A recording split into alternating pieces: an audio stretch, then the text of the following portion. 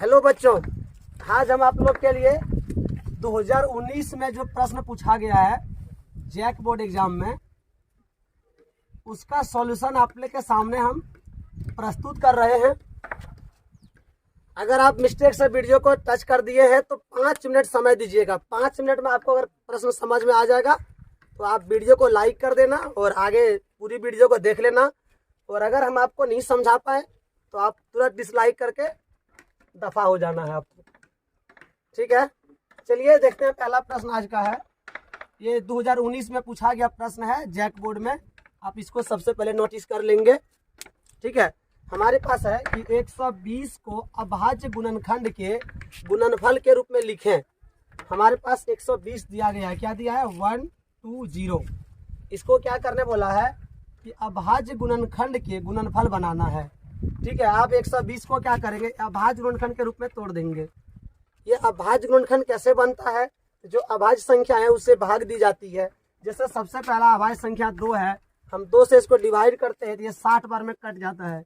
फिर अगला 2 है, उससे भाग देंगे 30 बार में कट जाएगा। फिर इसको हम 2 से देंगे, ये 15 बार में। अब ये 15 जो है, फिर अगर हम यहाँ 2 से दे दें, अब ये 2 से नहीं कटेगा। अब इसको हम किससे देंगे? तो हम 3 से देंगे। अगला जो अभाज्य संख्या है 3 से ये 15, 5 बार में। ठीक है, अगर अब हम यहाँ पर 120 को 120 का अभाज्य गुणनखंड बोले, अभाज्य गुणनखंड का गुणनफल का रूप क्या हुआ? तो अभाज्य गुणनखंड का गुणनफल का रूप हो गया यहाँ पे, देखिएगा 2 बार 2 तो 2 × 2 लिखेंगे। फिर एक बार 2 है, फिर 2 लिखेंगे, फिर 3 है और फिर 5 यहाँ पर है। अब इसको हम क्या करेंगे? 3 बार 2 है तो 2 पे पावर 3 लिखेंगे, फिर 3 लिखेंगे और फिर 5 लिखेंगे। यही हमारा जो है दोस्तों वो आंसर हो गया। बंद हो जा रहा है मोबाइल लेके। इसका मतलब वीडियो नहीं बना होगा और वीडियो बन गया। अब जो सेकंड प्रश्न है, किसी बहुपद px के लिए y बराबर px का ग्राफ नीचे दी गई है। ग्राफ से बहुपद px के शून्यकों की संख्या ज्ञात कीजिए। इस प्रश्न को पहले समझना होगा, इसमें लिखा क्या है। इस प्रश्न को सभी कोई जानते हैं लेकिन गलत सभी लिखते हैं। यहाँ लिखा है px के शून्यकों की संख्या ज्ञात कीजिए। तो हमें जो है, जब इसका आंसर लिखेंगे तो हमें ये लिखना चाहिए px के शून्यकों की संख्या। अब ये px के शून्यकों की संख्या मतलब क्या हुआ? मतलब ये हुआ कि x का जो वैल्यू निकलेगा इसमें क्या गो निकलेगा। ठीक है, तो यहाँ पर जो है ये x अक्ष है और ये y अक्ष है। ये x अक्ष को ये लाइन ऊपर से कितना बार काटा है?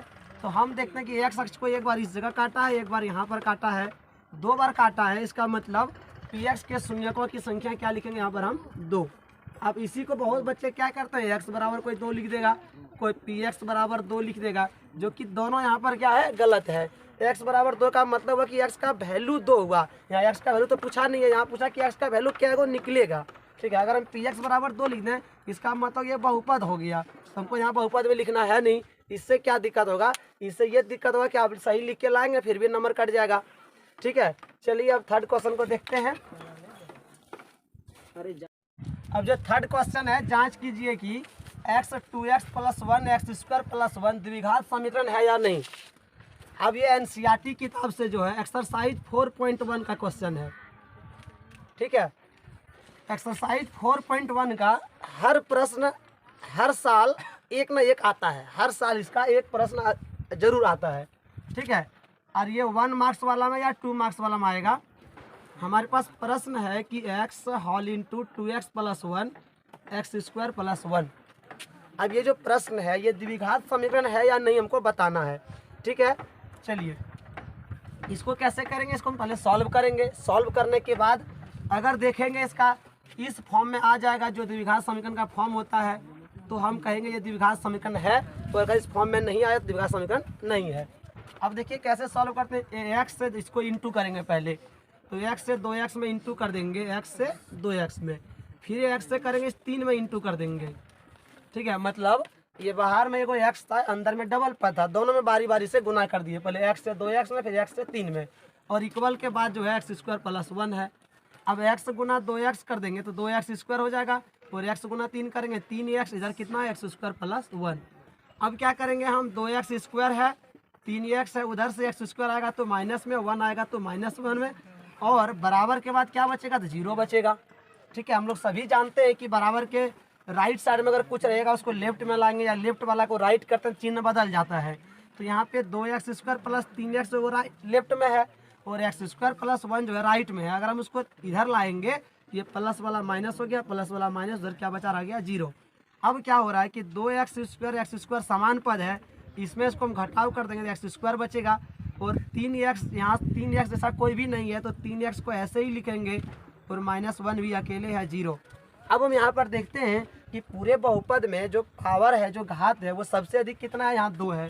इसका घात 1 है, इसका 2 है, तो ज़्यादा 2 हो गया, मतलब ये जो है इस फॉर्म में हो गया। हम लिख देंगे चूँकि ax square plus bx plus c equal to 0 के रूप में है, इसीलिए ये द्विघात समीकरण है। यही हो जाएगा आंसर। और अब देखते हैं अगले प्रश्न को।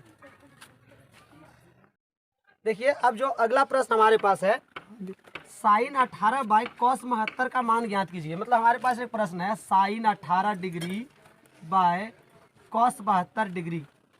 अब sine 18 degree by cos 72 degree का मान क्या होगा। ठीक है, आराम से देखेंगे और अच्छे से देखेंगे तो ज़रूर समझ में आएगा। ठीक है, देखिएगा यहाँ पे एक फॉर्मूला होता है, sine 90 minus theta equal to cos theta, और cos 90 minus theta equal to sine theta. तो देखना बच्चों, इस दो फॉर्मूले का हम प्रयोग करेंगे। कौन सा फॉर्मूला, कि साइन 90 माइनस कॉस थीटा और कॉस 90 माइनस साइन थीटा। ठीक है, इन दो फार्मूलों में से किसी को कम यूज करके इसको बनाएंगे। देखना कैसे बनाएंगे, हमको इसका मान निकालना है। इस प्रश्न में हमको करना क्या है कि साइन 18 बाई कॉस 72 है, हमको या तो ऊपर वाला को कॉस बना देना है या तो इसको हमको साइन बना देना। सबसे पहले क्या करना है, ऊपर में साइन नीचे कॉस है, हमको दोनों को एक बनाना है। या तो दोनों को साइन बना दो या तो दोनों को कॉस बना दो। ठीक है, अब आपको देखिए यहाँ फॉर्मूला बता दिए बगल में कि अगर हमको कॉस को साइन बनाने का मन करे या साइन को कॉस बनाने का मन करे, इसी दोनों फार्मूले को हम यूज करेंगे। फार्मूला क्या हमारे पास है कि अगर साइन 90 माइनस थीटा तो क्या होता है कॉस थीटा, और cos 90 minus theta equal to sine theta. अब देखिए, मान लिया जाए हमारे पास क्या है, साइन थीटा है, और अगर यदि हम साइन थीटा को कॉस थीटा बनाना चाहेंगे तो क्या लिखना पड़ेगा हमको, तो कॉस 90 माइनस थीटा, तो कॉस बन जाएगा। ठीक है, अच्छा मान लिया जाए ये तो थीटा है। अब इसी तरह अगर हमारे पास साइन अगर 60 डिग्री है, ठीक है, अगर हमारे पास साइन 60 डिग्री है और इसको हम क्या चाहेंगे, इसको हम कॉस बनाना चाहेंगे, तो कॉस कैसे बनेगा, तो हम सबसे पहले क्या करना होगा, हमको साइन 90 माइनस 60 लिखना पड़ेगा, सॉरी साइन 90 माइनस 30 लिखना होगा। क्यों, क्योंकि 90 में 30 घटाएंगे तब ना 60 आएगा यहाँ पर। अगर हमको साइन 60 को कॉस बनाना पड़ेगा तो कॉस बनाने के लिए पहले 90 वाला फॉर्म में जाना होगा। ठीक है, इसको क्या लिखना होगा, साइन 90 माइनस 30, क्योंकि घटाव करने के बाद वापस वही वाला आना भी चाहिए। तो साइन 90 में 30 घटाएंगे तब 60 आएगा। और देखिएगा जरा, हार्ट अटैक होने वाला अभी है कि जब sine 90 minus theta cos theta है तो क्या साइन 90 माइनस 30 कॉस 30 नहीं हो सकता है क्या। क्यों, कि साइन का कॉस में चेंज होता है, जो थीटा के जगह पे जो रहेगा वो वैल्यू पुट किया जाएगा। अब देखना, मान लिया जाए हमारे पास टेन में यही फार्मूला रहेगा। अभी हमारे पास टेन रहेगा 66 डिग्री, और हम टेन को क्या करेंगे, कॉट में लेके जाएंगे। जैसे साइन कॉस का रिलेशन है वैसे टेन और कॉट का रिलेशन है। तो हम क्या करेंगे कि टेन 66 डिग्री को सबसे पहले 90 के फॉर्म में लाएंगे। तो 90 माइनस क्या लिखना होगा हमको, तो 90 माइनस 24 लिखना होगा, क्योंकि 90 में 24 घटाएंगे 66 आ जाएगा। उसके बाद देखिए टेन 90 माइनस थीटा, इसका फार्मूला क्या है, कॉट थीटा, थीटा के जगह पे 24 डिग्री। तो अब आपको समझ में ये चीज़ आ गया होगा कि कैसे चेंज किया जाता है। अब इस प्रश्न को हम देखेंगे। प्रश्न हमारे पास क्या है, साइन 18 बाई कॉस 72। हम पहले ही कह दिए कि क्या करना है, या तो इसको भी साइन या तो इसको भी कॉस बना दो। अगर ये कॉस है इसको कॉस बना दो, ये साइन है इसको साइन बना दो। चलिए अब ऊपर वाला को ही चेंज करते हैं। मान लीजिए साइन 18 इसको हमको कॉस बनाना है, हम क्या करेंगे, इसको साइन 90 माइनस 72 लिख देंगे तो साइन 90 माइनस 72 क्या होगा, साइन 18 आ जाएगा। उसके बाद हमारे पास क्या है, कॉस 72 है। अब देखिएगा कि साइन 90 माइनस 72, तो फार्मूला क्या देखे थे अभी हम लोग कि sine 90 minus theta cos theta होता है। वैसे साइन 90 माइनस 72 साइन का कॉस लिखेंगे और 72 उतार देंगे। फिर नीचे क्या है, कॉस 72 है। अब कॉस 72 एक बार में कट गया तो आंसर क्या हो गया, 1 हो गया।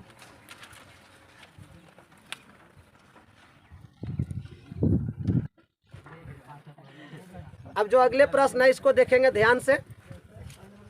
समांतर श्रेणी 3 1 माइनस 1 माइनस 3 के लिए सार्वअंतर लिखिए। मतलब एक एपी है, इसका सार्वअंतर लिखना है। सार्वअंतर को बहुत कोई जानते होंगे डी के बारे में, डी को ही सार्वअंतर कहा जाता है। अगर आप डी जान रहे हैं मतलब आप सार्वअंतर को जान रहे हैं, बशर्ते कन्फर्म नहीं है तो देख लीजिए, ठीक है। हम लोग को मालूम है कि किसी एपी में अगर डी निकालते हैं तो डी निकालने का सबसे अच्छा तरीका है इसमें इसको घटाव कर दो, क्योंकि एपी कहते हैं किसको, एक बार देख लेंगे। जैसे कि 3 हो गया, 5 हो गया, 7 हो गया, 9 हो गया, ये एपी हो गया। एपी क्यों इसको कहते हैं, क्योंकि इसके बीच का जो डिस्टेंस है सब जगह बराबर होता है।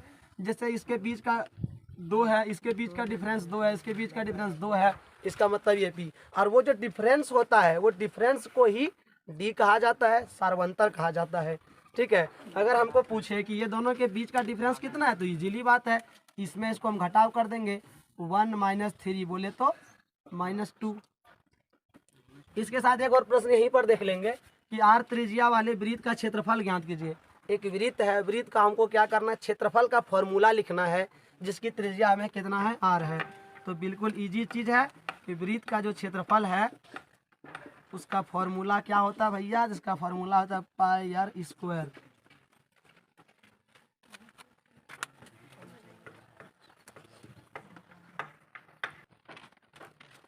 अब जो हमारे पास 7वां प्रश्न है, यहाँ बोला है क्या सभी त्रिभुज समरूप होते हैं। अब बोला इस संसार में जितना भी त्रिभुज है वो सारा क्या होगा, समरूप होगा। कब होगा, जब वो संसार वाला सारा समबाहु होगा तो, या समद्विबाहु होगा तो, ठीक है। इसका जो आंसर होगा दोस्तों वो क्या हो जाएगा, समबाहु। क्यों हो जाएगा, क्योंकि समबाहु का मतलब होता है सभी भुजा समान। अगर दो त्रिभुज की सभी भुजा समान होगा तो ही वो समरूप होगा, तो ही वो एक जैसे रूप का होगा। समरूप का मतलब होता है समान रूप, दोनों का रूप एक जैसा हो। अब सोचिए अगर इसके जगह समद्विबाहु त्रिभुज हो जाए तो समद्विबाहु त्रिभुज में जैसे मान लेते हैं ये त्रिभुज है, हो सकता है कि ये दोनों भुजा बराबर हो, लेकिन अगला जो समद्विबाहु त्रिभुज है कि हो सकता है उसका ये दोनों बराबर हो, ये बराबर ना हो, तो फिर ये समरूप कैसे होगा, समान रूप का नहीं होगा।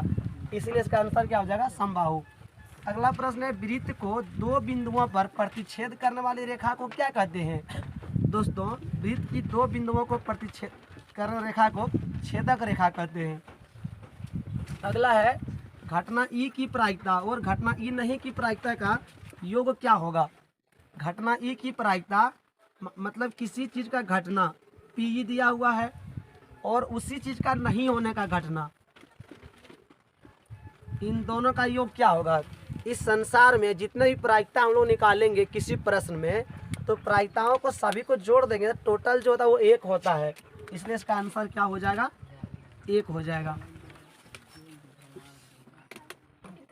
हाँ प्ले करो।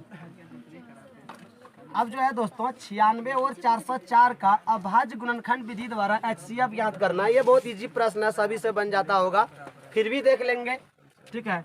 96 और 404 है, इसका हमको क्या करना है, HCF निकालना है अभाज्य गुणनखंड विधि से। क्या करेंगे, 96 को ऐसे लिखेंगे और 96 का गुणनखंड करेंगे। तो अभाज्य गुणनखंड जो होता है सबसे पहले 2 से डिवाइड दिया जाता है, इसको 2 4 जा 8, ठीक है, 2 8 जा 16, फिर 2 से देंगे 24, फिर 2 से देंगे तो 12, फिर 2 से देंगे 6, फिर 2 से 3, यानी कि हमारे पास जो यहाँ पर है वो क्या आ गया हमारे पास, तो हमारे पास आ गया 1 2 3 4 5 को 2 आ गया, 2 इंटू 2 इंटू 2 इंटू 2 इंटू 2 5 बार, उसके बाद एक बार 3 आ गया। अब देखिएगा कैसे HCF निकलता है, ठीक है। उसके बाद हमारे पास 404 है। अब 404 है, इसको भी वही काम करेंगे, क्या काम करेंगे, ऐसे करके गुणनखंड निकाल देंगे। 2 से देंगे तो 102 बार में हो जाएगा, नहीं 202 बार में हो जाएगा। फिर 2 से देंगे 101 बार में। अब ये किससे कटेगा? अब जो 101 है ये 2 से नहीं कटेगा, आप देखेंगे 2 से ये नहीं कटेगा, लास्ट में 1 है। 3 का नियम होता है कि दोनों को चेक करना है जोड़ के, तो ये क्यों जोड़ेंगे 2 हो जाएगा, जो कि 3 से नहीं कटता, ये भी 3 से नहीं कटेगा। इसके बाद अभाज्य संख्या जो है 2 है, उसके बाद 3 है, फिर उसके बाद कौन है 5 है। 5 से तो ये कटेगा ही नहीं, क्योंकि 5 से वही कटता है जिसके लास्ट में 0 या 5 रहे। उसके बाद अब 2 से नहीं कटेगा, 3 से नहीं, 5 से नहीं कटा। अब इसके आगे हम देंगे, किससे भाग देंगे? 7 से। अब सवाल होता है कि 7 से ये भाग लगेगा या नहीं, वो देखना होगा सबसे पहले। ठीक है, तो 7 से ही देखेंगे, 7 एकम 7, यहाँ बचेगा 3 1 30, वो भी 7 से नहीं कटेगा।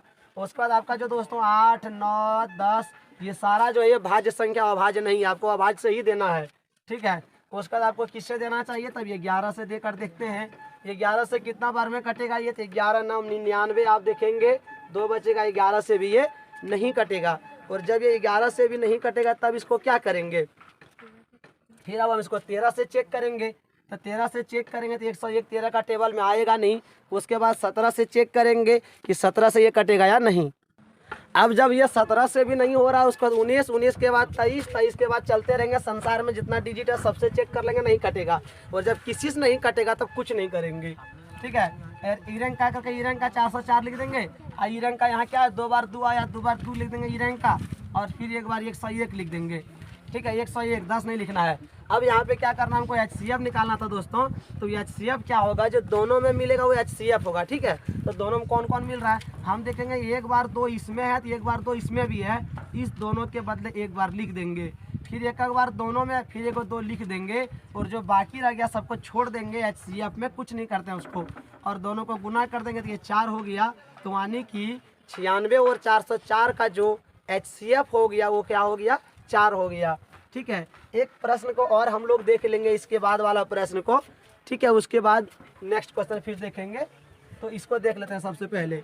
अब जो ये प्रश्न है कि एक द्विघात बहुपद ज्ञात कीजिए। एक द्विघात बहुपद हमको ज्ञात करना, हम सभी को मालूम होगा कि द्विघात बहुपद जो है दोस्तों इस फॉर्म का होता है, ax² + bx + c। ठीक है, तो एक द्विघात बहुपद ज्ञात करना है जिसके शून्यकों का योग और गुणनफल दिया गया है। देखिए बच्चों, ये कैसे प्रश्न सॉल्व होगा, इसके लिए क्या करना होगा, लिखना होगा आपको यहाँ कि माना एक द्विघात बहुपद ax² + bx + c है, तथा इसके शून्यक अल्फा एवं बीटा है। ठीक है, इसके शून्यक अल्फा एवं बीटा है। अब क्या करेंगे, अब इसके आगे देखो हमारे पास वो एक शून्यकों का योग है। शून्यकों का क्या है, योग है। ठीक है, मतलब अल्फा और बीटा का योग दिया गया हमको कितना, -1। और एक हमारे पास जो है शून्यकों का गुणनफल है, मतलब अल्फा इंटू बीटा दिया गया है, अल्फा इंटू बीटा बराबर 1। अब इससे हमको क्या करना है, बहुपद निकालना। देखिए इससे कैसे बहुपद निकलेगा, इसके नीचे 1 डाल देंगे, इसका एक फार्मूला होता है -b/a। और इसके नीचे 1 डालेंगे, इसका फार्मूला होता है c/a। तो हम यहाँ क्या देख रहे हैं, हम देख रहे हैं यहाँ पर कि a का मान 1 हो जा रहा हमारा, b का मान कितना हो रहा है, तो -b = -1, तो b = 1 हो जाएगा।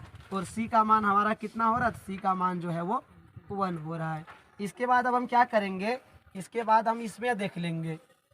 ठीक है, यहाँ पर देखेंगे द्विघात बहुपद = ठीक है, तो द्विघात बहुपद का फॉर्मूला यही होता है, ax² bx + c। a का वैल्यू यहाँ देखिएगा 1 निकाले तो 1 × x² कर देंगे, b का वैल्यू भी 1 है तो 1 × x करेंगे, और c का वैल्यू कितना है, वो भी 1 है। ठीक है, और 1 से इसको इंटू करेंगे तो वही रह जाएगा, इसको भी 1 से करेंगे तो वही होगा, ये 1 हो गया। यानी कि x² + x + 1 जो है दोस्तों वो हमारा क्या हो गया, इसका आंसर हो गया।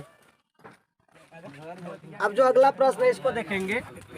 ABC एक समद्विबाहु त्रिभुज है जिसमें AC = BC है। हमारे पास एक त्रिभुज है जिसका नाम है ABC। इसमें बोला कि AC = BC है, और ये त्रिभुज कैसा है, समद्विबाहु, मतलब 2 भुजा बराबर है।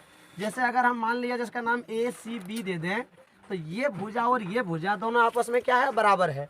ठीक है, AC बराबर क्या है, BC। अब बोलता है कि यदि AB का स्क्वायर बराबर 2AC², एक कंडीशन और हमको दे दिया है कि ये AB जो है बगल वाला AB का स्क्वायर वो क्या है, 2AC, मतलब AC का 2 गुना है। ठीक है, तो सिद्ध कीजिए कि ABC एक समकोण त्रिभुज है। हमें सिद्ध करना है कि ये जो होगा ये क्या होगा, समकोण त्रिभुज होगा। ठीक है, देखिए हम कैसे इसको सॉल्व करेंगे।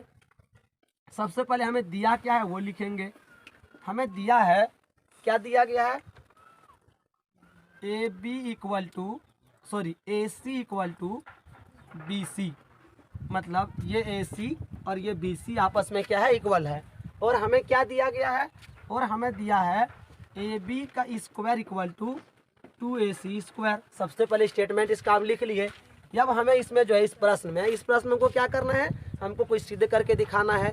सिद्ध क्या करना है, तो जो सिद्ध करना है उसको यहाँ लिखेंगे, सिद्ध करना है। सिद्ध क्या करना हमको है, तो सिद्ध करना है कि ए बी सी एक समकोण त्रिभुज है। ठीक है, ए बी सी एक समकोण त्रिभुज है। अब हम क्या करते हैं, ऐसा प्रश्न में सबसे पहले जो दिया है उसको लिखते हैं, उसके बाद हम यहाँ पे जो सिद्ध करना वो लिखते हैं, उसके बाद हम यहाँ से प्रमाण शुरू करते हैं, जहाँ से बनाने का उसको प्रमाण कहते हैं।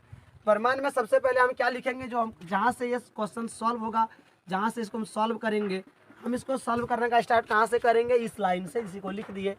ठीक है, अब देखिएगा यहाँ पे ए बी का स्क्वायर बराबर, अच्छा ए सी का स्क्वायर को हम क्या लिख सकते हैं, ए सी स्क्वायर प्लस ए सी स्क्वायर, मतलब दोनों ए सी को जोड़ेंगे 2ac स्क्वायर आ जाएगा। उसके बाद हम क्या करेंगे, अब हमारे पास देखिएगा ये कंडीशन है, चूंकि ए सी जो है वो बी सी का क्या है, बराबर है। यहाँ पर दिया गया ए सी बराबर बी सी। ठीक है, तो अब हमारे पास क्या हो जाएगा कि ए बी का square equal to A C square, और हम क्या करेंगे, एक और ए सी जो है उसके जगह हम बी सी बैठा देंगे। ठीक है, बी सी का स्क्वायर आने की अब हमारे पास जो कंडीशन तैयार हो गया वो कौन सा कंडीशन है कि ए बी का स्क्वायर मतलब ये वाला का जो स्क्वायर है वो किसके, ए सी का स्क्वायर मतलब ये वाला का स्क्वायर, और बी सी मतलब इसका इक्वल स्क्वायर। ठीक है, आपको मालूम होगा कि इसको हम एच कहते हैं, इसको हम पी कहते हैं, इसको बी कहते हैं, कब, जब ये समकोण त्रिभुज होता है तब। और इस कंडीशन में क्या होता है कि एच स्क्वायर बराबर P square plus B square होता है। आप सोचिए कि अगर यहाँ समकोण त्रिभुज हो तो एच स्क्वायर बराबर क्या होता है, P square plus B square. ठीक है, लेकिन अगर पहले से ही इस प्रश्न आप देखिएगा कि ये वाला का जो स्क्वायर है वो ऑलरेडी ये दोनों का स्क्वायर के योग के बराबर हो गया है, मतलब वो क्या है, वो भी समकोण त्रिभुज ही है। तो हम यहाँ लिख देंगे इसीलिए ए बी सी एक समकोण त्रिभुज है, इसलिए ए बी सी एक समकोण त्रिभुज है। यहीं पर ये क्वेश्चन प्रूव हो जाती है। और इसके बाद जो है दोस्तों, इस मतलब 2019 में जो पूछा गया प्रश्न है इसका सॉल्व हम लोग कर रहे थे, इसको आने के हम यहाँ 13 नंबर क्वेश्चन तक बता दिए। इसके बाद जो बाकी और प्रश्न है इसको हम अगले वीडियो में लेकर आएंगे। ठीक है, अगर आप पहली बार वीडियो को मेरा देख रहे हैं तो इसको सब्सक्राइब कर लें, ताकि जब भी मैं ऐसा वीडियो अपलोड करूं तो आपके पास पहुंच जाए ये वीडियो। और मैं प्रीवियस ईयर आने की क्वेश्चन बैंक ये है, क्वेश्चन बैंक का जितना सेट आपके बुक में दिया गया है उसका सारा सेट आने के 2009 से लेकर 21 तक जितना प्रश्न पूछा गया सारा अपलोड करेंगे। बस आप इसको ज्वाइन कर लें चैनल को, ताकि जब भी मैं अपलोड करूं आपको ये नोटिफिकेशन मिल जाए। ठीक है, थैंक्स फॉर वॉचिंग।